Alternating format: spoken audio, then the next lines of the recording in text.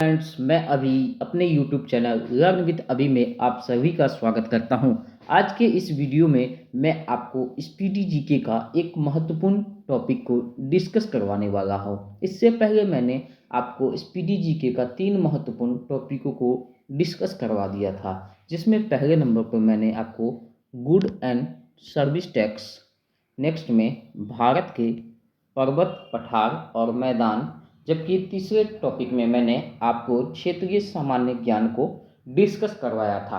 आज के इस वीडियो में मैं आपको स्पीडी जीके का एक महत्वपूर्ण टॉपिक जो कि कृषि एवं पशुपालन को डिस्कस करवाने वाला है। इसका एक एक क्वेश्चन को बारीकी से मैंने इस वीडियो में बताने का कोशिश करूँगा।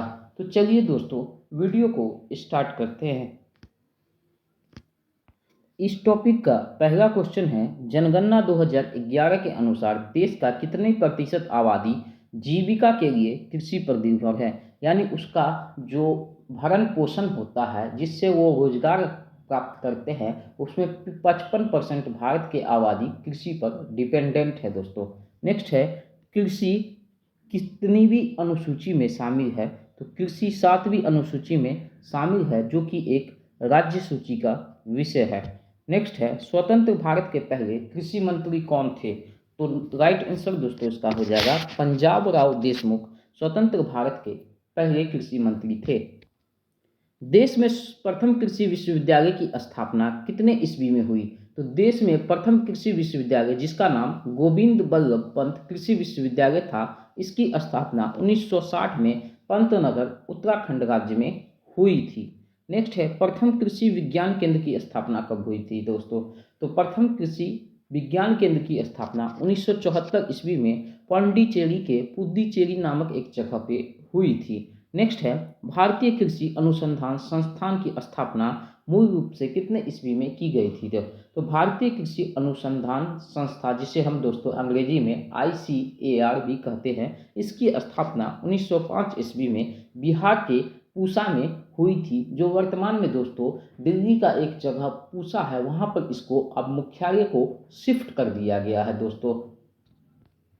वर्तमान में भारतीय कृषि अनुसंधान संस्था पूसा कैंपस कहाँ में स्थित है, तो दोस्तों मैंने पहले ही बताया था कि जो वर्तमान में ICAR का मुख्यालय है, इसे नई दिल्ली के पूसा नामक जगह पे शिफ्ट कर दिया गया है, जो कि पहले वर्तमान में बिहार में हुआ करता था। और दोस्तों ICAR का एक विश्वविद्यालय बिहार के पूसा में भी है, जो डॉक्टर राजेंद्र कृषि विश्वविद्यालय के नाम से प्रख्यात है। नेक्स्ट है, भारतीय कृषि का इतिहास नामक पुस्तक किसने लिखी है, तो भारतीय कृषि का इतिहास नामक पुस्तक MS रंधावा द्वारा लिखी गई है। विश्व वन्य जीव दिवस कब मनाया जाता है, तो विश्व वन्य जीव दिवस हर साल 21 मार्च को मनाया जाता है। नेक्स्ट है, हरित क्रांति का विश्व स्तरीय जन्मदाता किसे माना जाता है, तो हरित क्रांति का विश्व स्तरीय जन्मदाता नॉर्मन बोरलॉग को जाना जाता है, जो कि अमेरिका के एक प्रसिद्ध कृषि वैज्ञानिक थे। बोरलॉग पुरस्कार किस क्षेत्र में दिया जाता है, तो बोरलॉग पुरस्कार कृषि के क्षेत्र में दिया जाने वाला सर्वोत्तम पुरस्कार है। नेक्स्ट है, भारत में हरित क्रांति की शुरुआत कब हुई, तो भारत में हरित क्रांति की शुरुआत 1967 से 68 में हुई थी, जो दोस्तों भारत की तृतीय पंचवर्षीय योजना के दौरान इस क्रांति की शुरुआत हुई थी, जिसके शुरुआत करने वाले व्यक्ति का नाम MS स्वामीनाथन था, जो भारत में हरित क्रांति के जनक के रूप में जाने जाते हैं। नेक्स्ट है, हरित क्रांति का जनक देश किस देश को कहा जाता है, तो हरित क्रांति का जनक देश फिलीपींस देश को कहा जाता है, क्योंकि हरित क्रांति की सर्वप्रथम शुरुआत फिलीपींस से ही हुई थी, जिसमें हरे हरे पौधों के उत्पादन पर ज़्यादा जोर दिया गया था, जिससे अधिक मात्रा में अन्न की प्राप्ति हो सके। हरित क्रांति शब्द का प्रयोग सर्वप्रथम अमेरिका के किस व्यक्ति ने किया था, तो हरित क्रांति शब्द का प्रयोग सर्वप्रथम अमेरिका के डॉक्टर विलियम गॉर्ड ने किया था। भारत में सर्वप्रथम हरित क्रांति का प्रभाव किस शहर में आया था, जिसका सर्वाधिक प्रभाव गेहूं फसल पे पड़ा था, तो भारत में हरित क्रांति का सर्वाधिक प्रभाव पंजाब में आया था, जिसका सर्वाधिक प्रभाव गेहूं पर हुआ था, जिससे गेहूं की खेती में बहुत अधिक मात्रा में इजाफा हुआ और फसल भी बहुत अधिक मात्रा में हुआ, जिस कारण से भारत में हरित क्रांति की शुरुआत हुई। नेक्स्ट है गेहूं के लिए औसत तापमान कितने होना आवश्यक है। तो गेहूं के लिए औसत तापमान 10 डिग्री सेल्सियस से 25 डिग्री सेल्सियस होना अति आवश्यक है तथा वार्षिक वर्षा 50 से 75 सेंटीमीटर जरूरी है। नेक्स्ट है ग्लूटीन नामक प्रोटीन किस फसल में पाया जाता है। तो ग्लूटीन नामक प्रोटीन गेहूं फसल में पाया जाता है। गेहूं के उत्पादन में विश्व में प्रथम कौन सा देश है। तो दोस्तों गेहूं के उत्पादन में प्रथम स्थान पे चीन, जबकि दूसरे स्थान पे अपना देश भारत है। गेहूं उत्पादन में अग्रणीय राज्य कौन है दोस्तों। तो गेहूं के उत्पादन में भारत में अग्रणीय राज्य उत्तर प्रदेश है। गेहूं का वानस्पतिक नाम क्या है दोस्तों। तो गेहूं का वानस्पतिक नाम टिटिकम एस्टिवम है। दोस्तों ये वानस्पतिक नाम उस क्षेत्र के वैज्ञानिक के द्वारा रखा जाता है। जैसे बहुत सारे ऐसे विज्ञान की शाखा है जिसे हम अलग अलग नामों से उसके वैज्ञानिक नाम से जानते हैं। जैसे दोस्तों पक्षियों का अध्ययन ऑर्निथोलॉजी कहलाता है, तो ये एक उसका वैज्ञानिक नाम है, जबकि हम लोग डायरेक्ट दोस्तों उसको पक्षियों का अध्ययन के नाम से जानते हैं, लेकिन वैज्ञानिक लैंग्वेज में इसे ऑर्निथोलॉजी कहा जाता है। जैसे मानव का नाम वैज्ञानिक नेम में होमोसेपियंस होता है, जबकि मानव उसे मानव या मनुष्य के नाम से जानते हैं। नेक्स्ट है सोना, कल्याण, अर्जुन क्या है। तो सोना, कल्याण, अर्जुन गेहूं की प्रमुख फसलें हैं। नेक्स्ट है गेहूं में 42 व चावल में कितने क्रोमोसोम होते हैं। तो गेहूं में दोस्तों 42 होते हैं, जबकि चावल में 24 गुणसूत्र पाए जाते हैं, और दोस्तों मानव में 23-24 गुणसूत्र पाए जाते हैं। नेक्स्ट है गेहूं के लिए सबसे उपयुक्त मिट्टी कौन होती है। गेहूं के लिए सबसे उपयुक्त मिट्टी जो दोस्तों जलोढ़ मिट्टी होती है, जो अधिकतर भारत के उत्तर पूर्वी भागों में पाया जाता है, जिसमें उत्तर प्रदेश, बिहार, अरुणाचल प्रदेश इत्यादि भागों में जलोढ़ मिट्टी की मात्रा सबसे अधिक पाई जाती है। जिस कारण से दोस्तों आपने अभी तुरंत पढ़ा भी होगा कि गेहूं के उत्पादन में अग्रणीय राज्य दोस्तों उत्तर प्रदेश है, क्योंकि उत्तर प्रदेश और बिहार में ही सर्वाधिक जलोढ़ मिट्टी पाई जाती है। नेक्स्ट है गेहूं में कौन सा विटामिन पाया जाता है। तो गेहूं में B1, B2 तथा B6 विटामिन पाया जाता है। दोस्तों ये 3 विटामिन गेहूं में पाए जाते हैं। कभी कभी एग्जाम में ये क्वेश्चन पूछ लिया जाता है, इसलिए आप इसे जरूर ध्यान में रखेंगे। नेक्स्ट है गेहूं में रस्ट रोग किसके कारण होता है। तो गेहूं में रस्ट रोग कवक के कारण होता है। कवक दोस्तों जिसे आप अंग्रेजी में फंगी भी कहते हैं, उसी के कारण गेहूं में कभी कभी रस्ट रोग हो जाता है, जिसे आप लोग दोस्तों कहते हैं गेहूं में भून लग गया है। चावल का वानस्पतिक नाम क्या है। तो दोस्तों चावल का वानस्पतिक नाम ओराइजाइका सटाइवा है, जो ग्रेमिनी कुल गेहूं का पौधा है।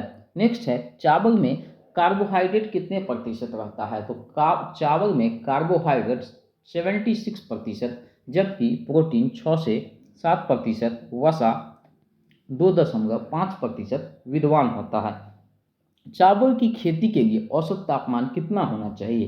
तो दोस्तों चावल की खेती के लिए औसत तापमान 25 डिग्री सेल्सियस, जबकि वार्षिक वर्षा 100 सेंटीमीटर से भी ज़्यादा होती है। दोस्तों चावल की खेती में वर्षा की अत्यधिक आवश्यकता होती है, क्योंकि जितना अधिक वर्षा इसको मिलेगा उतना ही अच्छा फसल चावल का होगा। नेक्स्ट है चावल को पॉलिश करने या ज़्यादा धोने पर क्या चीज़ नष्ट हो जाता है। तो चावल को ज़्यादा पॉलिश करने पर या धोने पर विटामिन B1 जो थायमीन होता है उसकी मात्रा उसमें से नष्ट हो जाती है।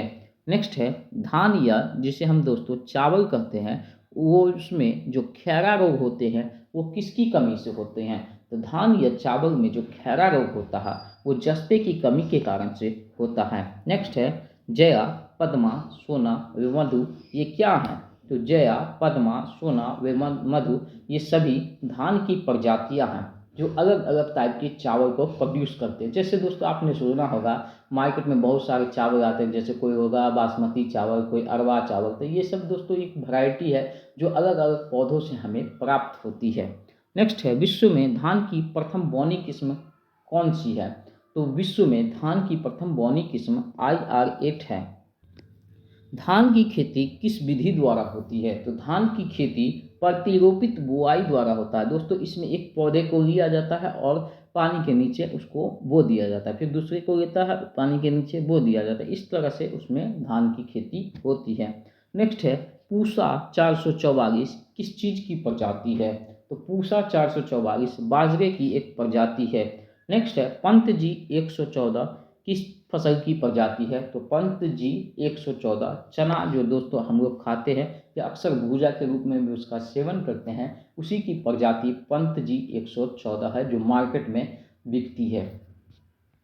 नेक्स्ट है तंबाकू में विषैला तत्व क्या होता है? तो तंबाकू में जो विषैला तत्व है उसका नाम निकोटीन होता है। नेक्स्ट है दलहनी फसलों जैसे सोयाबीन दाल का सर्वाधिक उत्पादन किस राज्य में होता है? तो मध्य प्रदेश में दलहनी फसलें सोयाबीन का उत्पादन होता है, जिस कारण से मध्य प्रदेश को सोया प्रदेश के नाम से भी जाना जाता है। अगला है दलहनी पौधों की जड़ों में कौन सा जीवाणु पाया जाता है? तो दलहनी पौधों की जड़ों में राजोबियम जीवाणु पाया जाता है, जिस कारण से उसकी फसलों में नाइट्रोजन नामक एक महत्वपूर्ण तत्व आ जाता है, जिसके कारण फसलों को वृद्धि में बहुत महत्वपूर्ण योगदान देता है। नेक्स्ट है दलहनों का राजा किसे कहा जाता है? तो दलहनों का राजा चना दाल को, जबकि उसकी रानी मटर को कहा जाता है। पौधे नाइट्रोजन किस रूप में ग्रहण करते हैं? तो पौधे नाइट्रोजन नाइट्रेट के रूप में ग्रहण करते हैं। तो दोस्तों दलहनी पौधों में यही जो राइजोबियम जीवाणु होते हैं, जिस कारण से पौधों के जड़ों में नाइट्रोजन स्थिरीकरण होता है और नाइट्रोजन उस मिट्टी में प्रचुर मात्रा में वृद्धि रहते हैं, जिससे पौधे उसे नाइट्रेट के रूप में ग्रहण करते हैं। मिट्टी में नाइट्रोजन की कमी पूरा करने के लिए किस पौधे को बोने की प्राथमिकता दी जाती है? तो दोस्तों अभी मैंने ही बताया था कि दाल की फसल को हमेशा साल में एक बार फसल के रूप में बोया जाता है, जिससे मिट्टी में नाइट्रोजन की कमी न हो सके और पर्याप्त मात्रा में नाइट्रोजन पौधों को मिलते रहे। इसीलिए दोस्तों मिट्टी में नाइट्रोजन की कमी को पूरा करने के लिए चना बोने की प्राथमिकता दी जाती है। नेक्स्ट है 2,4-D क्या है? तो 2,4-D एक खरपतवारनाशी है। दोस्तों खरपतवारनाशी ऐसे होता है, जैसे कभी कभी दोस्तों आप लोग कमैनी करके जो खेत के साइड साइड में जंगल वगैरह उग जाते हैं तो उसको कर लेते हैं, लेकिन अगर बड़े पैमाने पे हैं तो उसको आप कमैनी नहीं कर सकते। इस कमैनी को छोड़ के आप एक जो उसको जंगल को नष्ट करने के लिए एक केमिकल होता है, उसे ही हम लोग दोस्तों खरपतवारनाशी के नाम से जानते हैं। आम का वानस्पतिक नाम क्या है? तो आम का वानस्पतिक नाम मैंजीफेरा इंडिका है। नेक्स्ट है हॉर्टिकल्चर किससे संबंधित है? तो हॉर्टिकल्चर का संबंध दोस्तों बागवानी से है, जबकि ओरेलिकल्चर का संबंध साग सब्जियों के उत्पादन से संबंधित है। वनों और जंगलों का अध्ययन क्या कहलाता है? तो वनों और जंगलों का अध्ययन सिल्वीकल्चर कहलाता है। अगला है वृक्षों वनस्पतियों की खेती का अध्ययन क्या कहलाता है? तो वृक्ष संवर्धन कहलाता है, जिसे अंग्रेजी में हम लोग एर्बोरिकल्चर भी कहते हैं। फलों का अध्ययन क्या कहलाता है? तो फलों का अध्ययन पोमोलॉजी कहलाता है।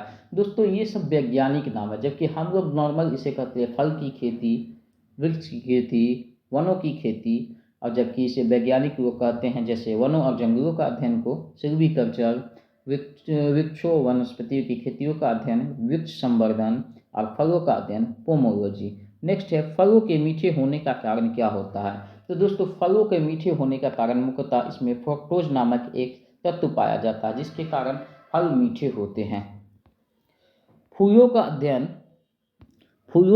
क्या कहलाता है? तो एंथोलॉजी फूलों का अध्ययन कहलाता है। फूलों की खेती को किस के अंतर्गत पढ़ा जाता है? तो फूलों की खेती को फ्लोरिकल्चर के अंतर्गत पढ़ा जाता है। नेक्स्ट है अंगूर लता किसकी प्रजाति है? तो अंगूर लता दोस्तों टमाटर की एक प्रजाति है। इसे आप अंगूर समझ न लीजिएगा, अंगूर लता एक टमाटर की ही प्रजाति है, जो एक अच्छे किस्म का टमाटर होता है।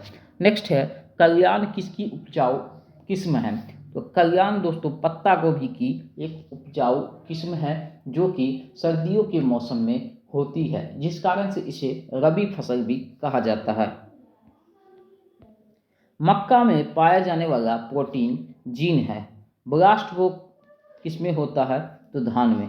हरित बाली रोग बाजरा में से, अग्निगज्जा रोग सेब से संबंधित है। तो दोस्तों ये 3 प्रमुख रोग है जो फसलों में होते रहते हैं। श्वेत क्रांति किससे संबंधित है, जिसे तीव्र वृद्धि से सार्थक करने के लिए 1970 में ऑपरेशन फ्लड की शुरुआत राष्ट्रीय डेयरी विकास बोर्ड द्वारा की गई थी। तो श्वेत क्रांति दोस्तों दूध उत्पादन से संबंधित है, जिसे सार्थक करने के लिए 1970 में ऑपरेशन फ्लड की शुरुआत नेशनल डेयरी विकास बोर्ड के द्वारा की गई थी। राष्ट्रीय डेयरी विकास बोर्ड की स्थापना कब हुई थी? तो राष्ट्रीय डेयरी विकास बोर्ड की स्थापना 1965 ईस्वी में की गई थी, जिसका मुख्यालय कहाँ है दोस्तों? तो इसका मुख्यालय गुजरात के आनंद में स्थित है। भारत में श्वेत क्रांति का जनक किसे कहा जाता है? तो भारत में श्वेत क्रांति का जनक डॉक्टर वर्गीज कुरियन को जाना जाता है। राष्ट्रीय डेयरी अनुसंधान संस्थान कहाँ में स्थित है? तो राष्ट्रीय डेयरी अनुसंधान संस्थान हरियाणा के करनाल में स्थित है दोस्तों।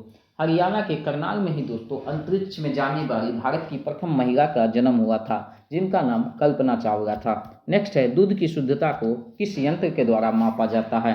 तो दूध की शुद्धता को लैक्टोमीटर नामक यंत्र से मापा जाता है। दूध में वसा मापने के लिए किस यंत्र का प्रयोग किया जाता है? तो दूध में फैट को मापने के लिए गर्बर प्रोसेस का प्रोसीड किया जाता है। नेक्स्ट है, दूध का पीएच मान कितना होता है? तो दूध का पीएच मान 6.4 से 6.6 होता है दोस्तों। 7 से नीचे जिसका भी पीएच होता है वो अम्लीय होते हैं, जबकि 7 से ऊपर जिसका पीएच होता है उसे हम क्षारीय कहते हैं। तो दोस्तों दूध का पीएच 6.4 से 6.66 है, यानी दूध अम्लीय होता है। नेक्स्ट है, दूध का पाश्चराइजेशन किसने शुरू की थी? तो दूध का पाश्चराइजेशन लुईस पाश्चर ने किया था। नेक्स्ट है, पाश्चुरीकरण प्रक्रिया में दूध को कितने डिग्री सेल्सियस पर रखा जाता है? तो पाश्चराइजेशन प्रोसेस में दूध को 62 डिग्री सेल्सियस पर 30 मिनट रखा जाता है, जिससे उसके अंदर के जितने भी बैक्टीरिया है वो मर जाते हैं बिना दूध के स्तर को परिवर्तित किए हुए।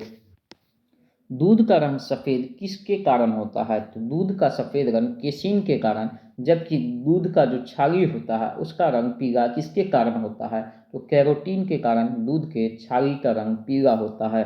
नेक्स्ट है, दूध में मीठापन किसके कारण होता है? तो दूध में लैक्टोज नामक तत्व के कारण दूध का मीठापन होता है।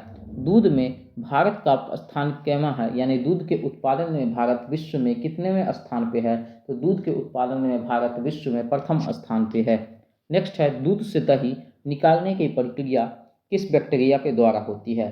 तो दूध से दही निकालने की प्रक्रिया लैक्टोबैसिलस नामक बैक्टीरिया के द्वारा होती है।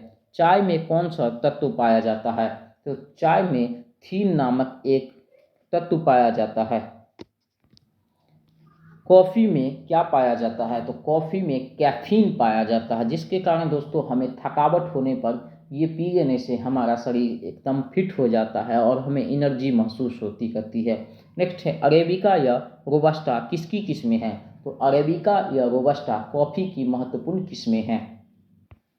चाय board Kolkata, coffee board Bengaluru, rubber board Kottayam, जबकि तंबाकू बोर्ड गुंटूर में स्थित है। चाय में लाल रस्ट रोग किसके कारण होता है? तो चाय में लाल रस्ट रोग हरे शैवाल के कारण होता है।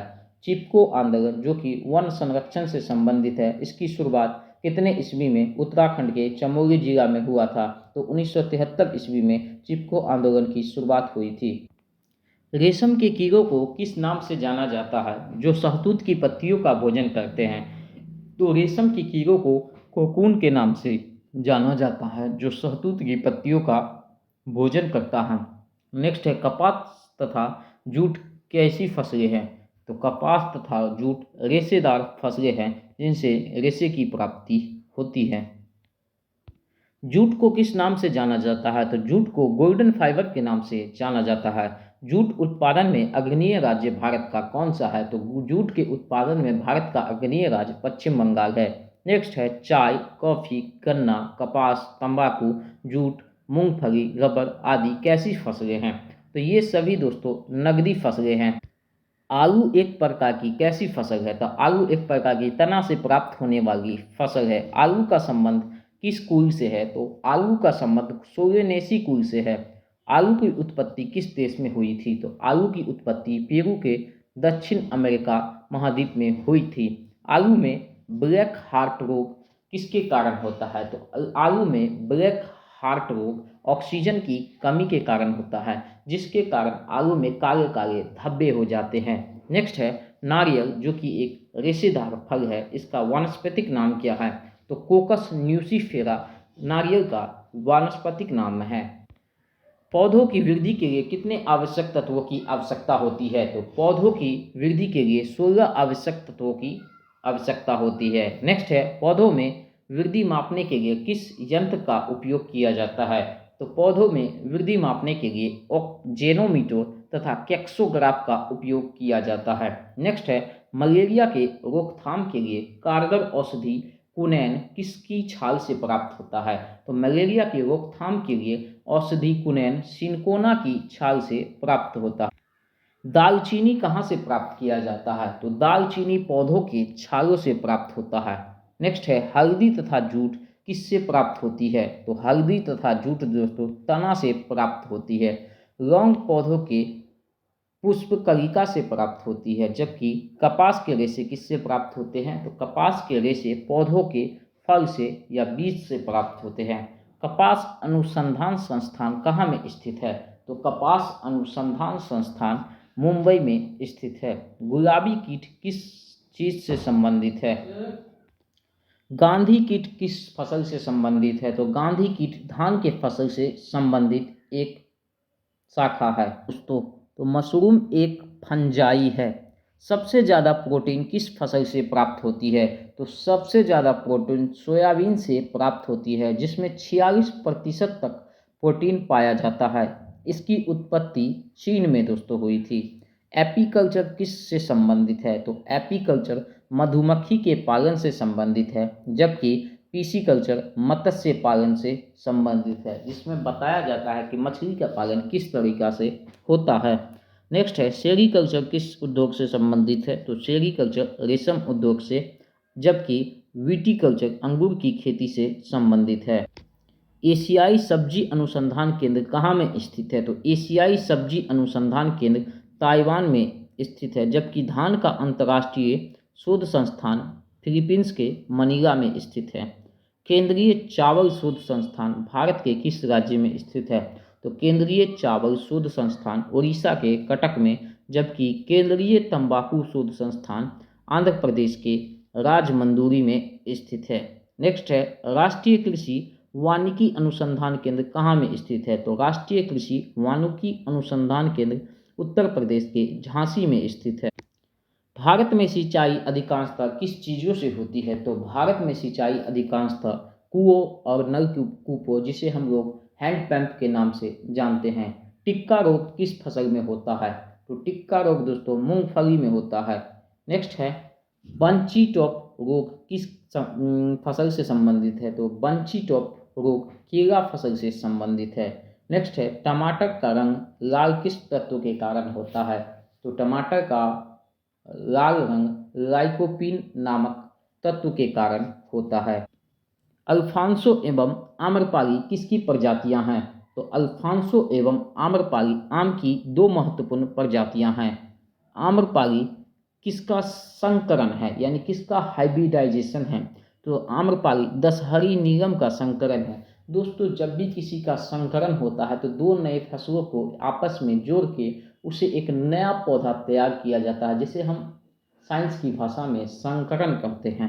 नेक्स्ट है ट्रिटिकेल किस फसल से संबंधित है? तो ट्रिटिकेल गेहूँ राई तथा टोमेटो, जिसे टोमेटो या आलू टमाटर का संकरण कहते हैं।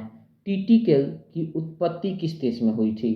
तो ट्रिटिकेल की उत्पत्ति स्वीडन में हुई थी, जो वर्तमान में दोस्तों नाटो का सदस्य बनने जा रहा है। फिनलैंड और स्वीडन दो ऐसे देश हैं जो वर्तमान में नाटो के सदस्य बनने जा रहे हैं। नेक्स्ट है सर्वप्रथम कपास का संकर बीज तैयार करने वाला देश कौन बना था?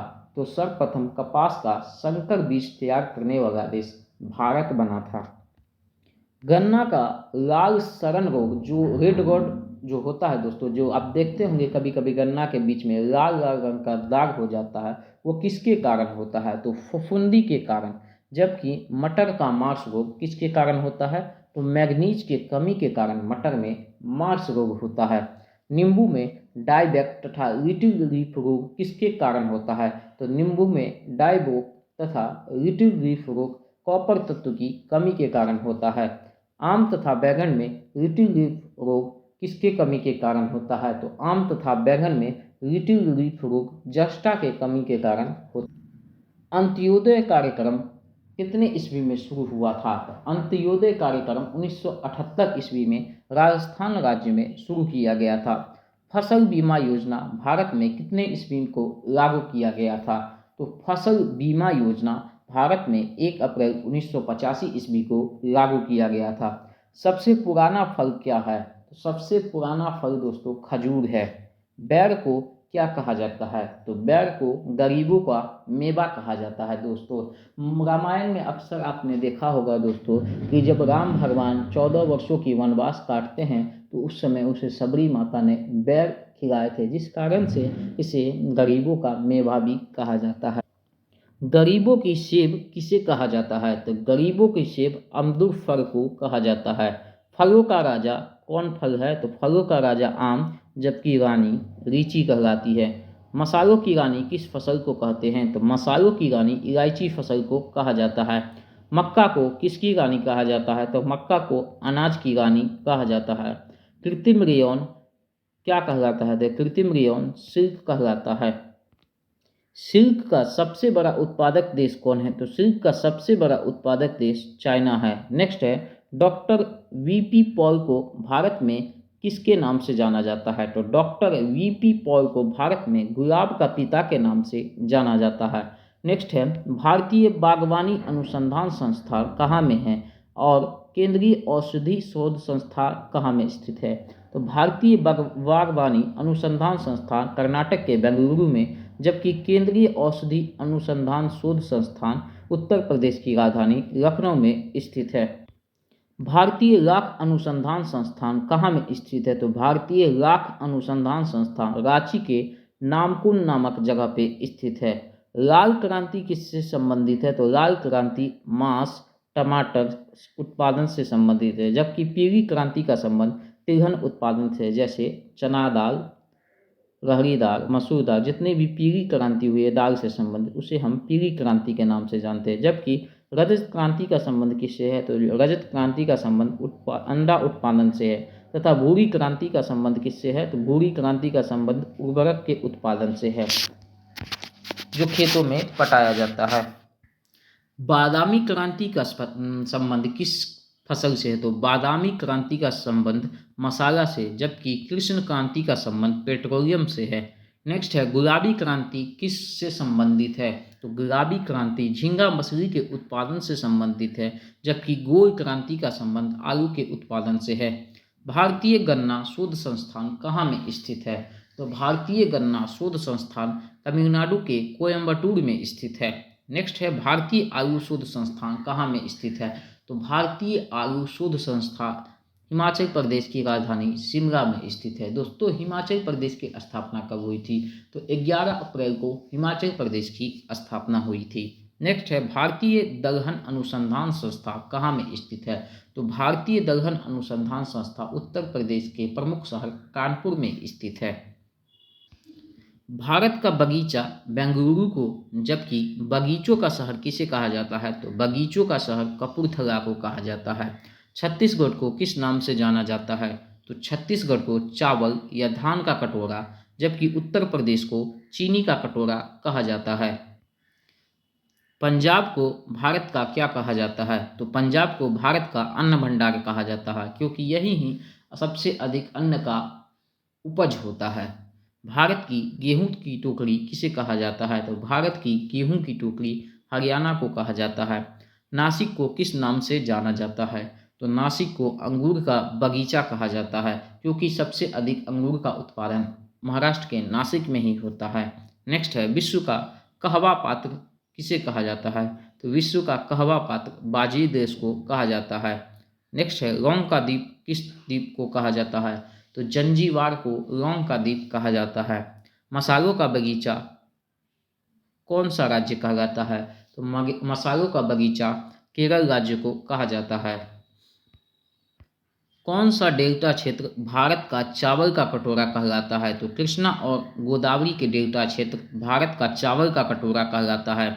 किसान का मित्र तथा प्रकृति का हरवाहा किसे कहा जाता है? तो किसान का मित्र तथा प्रकृति का हरवाहा केचुआ को कहा जाता है, क्योंकि केचुआ जमीन के अंदर रह के फसल के मिट्टी की उर्वरता शक्ति को बढ़ाता है, जिस कारण से उस मिट्टी की उर्वरता शक्ति बढ़ जाती है और उसमें अच्छे से फसल हो पाते हैं। इसी कारण से किसान का मित्र और प्रकृति का हरवाहा केचुआ को कहा जाता है। मिट्टी की उर्वरता बनाए रखने के लिए किस पद्धति को अपनाई जाती है? तो मिट्टी की उर्वरता बनाए रखने के लिए फसल चक्र को पद्धति को अपनाई जाती है, यानी हर 3-4 महीने पर फसल के प्रोसेस को यानी प्रक्रिया को बदला जाता है, यानी 3 महीने कुछ और फसल, फिर 3 महीने कुछ और फसल, फिर 3 महीने कुछ और फसल। इस तरह से फसल चक्र को अपनाया जाता है, जिससे मिट्टी की उर्वरता क्षमता बनी रहे। पौधों में पत्तों के पृष्ठ पर पाए जाने वाले छोटे छोटे छेदों को क्या कहा जाता है? तो पौधों के पत्तों में जो छोटे छोटे छिद्र या रंध्र पाए जाते हैं, हम उसे स्टोमाटा कहते हैं। बिना बीज के फलों को विकसित करने की प्रक्रिया को क्या कहा जाता है? तो बिना बीज के फलों को विकसित करने की प्रक्रिया टिश्यू कल्चर कहलाती है। वृक्षों के मृत काष्ठ को क्या कहा जाता है? तो वृक्षों के मृत काष्ठ को हड काष्ठ के नाम से जाना जाता है। बीजों का अध्ययन क्या कहलाता है? तो बीजों का अध्ययन स्पर्मोलॉजी कहलाता है। कच्चे फलों को पकाने के लिए किसका प्रयोग किया जाता है? तो कच्चे फलों को पकाने के लिए एथिलीन या एसिटिलीन गैस का प्रयोग किया जाता है। नेक्स्ट है, मैंग्रोव एक कैसा वन है? तो मैंग्रोव एक उष्णकटिबंधीय तटीय वनस्पति है जो कि खारे पानी में उगता है। नेक्स्ट है, थैलोफाइटा किस चीज का एक बड़ा समूह है? तो थैलोफाइटा वनस्पति जगत का एक बहुत ही बड़ा समूह है। नेक्स्ट है, समुद्री शैवाल में क्या होता है? तो समुद्री शैवाल में अल्कजेनिक अम्ल होता है। सरसों का वैज्ञानिक नाम क्या है? तो सरसों का वैज्ञानिक नाम बेसिका कंप्रेटिसिस है। सरसों दोस्तों, जिससे हमें सरसों तेल की प्राप्ति होती है, जिससे हम सब्जी कोई भी खाद्य पदार्थ बनाने में यूज करते हैं।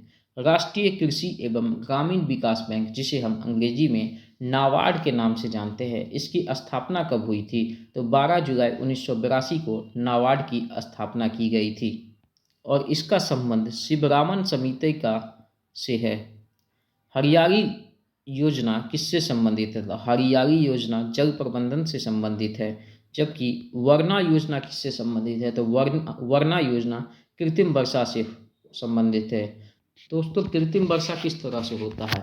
तो दोस्तों, वो आसमान में सिल्वर आयोडाइड का जब रिएक्शन होता है तब ही कृत्रिम वर्षा होती है हमारे वायुमंडल में। राष्ट्रीय जल नीति कब लागू हुई थी? तो राष्ट्रीय जल नीति 1987 ईस्वी में लागू हुई थी। कैल्शियम अमोनियम नाइट्रेट को क्या कहा जाता है? तो कैल्शियम अमोनियम नाइट्रेट को किसान खाद कहा जाता है।